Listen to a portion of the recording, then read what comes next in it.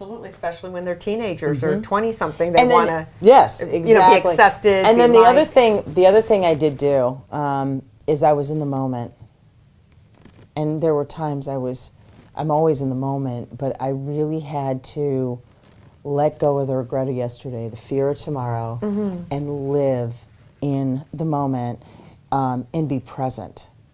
And that was huge.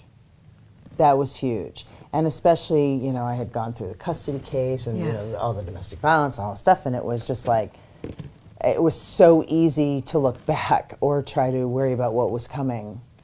And my saving grace, because anyone that's ever gone through like a custody case or anything like that, you lose your mind. It feels like you're gonna, like you're like, this is my kid, this is my, are you kidding me? This is, it's just very so what do you tell unsettling. Someone like that?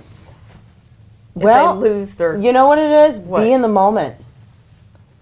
Don't give up your power. Because I found, and I wasn't always in the moment, there were times in the beginning, I was giving up my power because I was reacting instead of just acting, right? So... or responding. Yeah, exactly. Like I was on the defense instead of offense, and offense doesn't have to be aggressive. Right. Offense can just hold your place.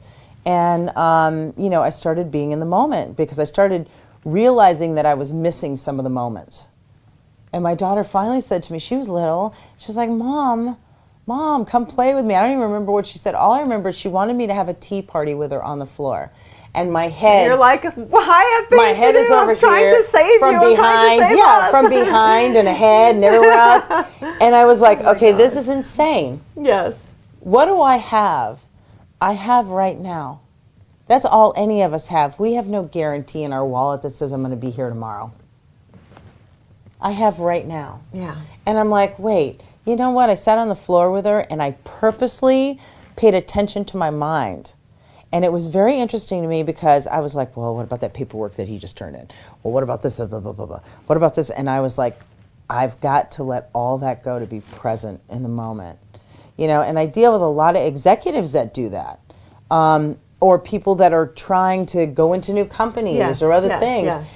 And I tell them all the time, I go, if you want to connect to source, because source, you don't hear the voice like that. You don't hear the subconscious, right. Okay? Right. You hear it, but it's not like kind of voice. And you're operating from a different place. And the connection to source is always in the moment. And so that was one of the things that I started to do, and I started to tell like a lot of the people that I work with, which is, what is it in nature that feeds you? Some people it's the ocean. Some people, me, it's the rainforest. I can just think about the rainforest and my shoulders drop. I'm like, and they're like, do you realize that's one of the most dangerous places in the world? No, I don't. I just get in there and it's the greenery. For some people it's animals, whatever it is. And sitting in that, either by the ocean or in a forest, or maybe you're in a park, I don't care, feed the squirrels, whatever it is, until this chatter stops and you're truly in the moment. When you're truly in the moment without the chatter is source. That's your source. That's your path. Agree.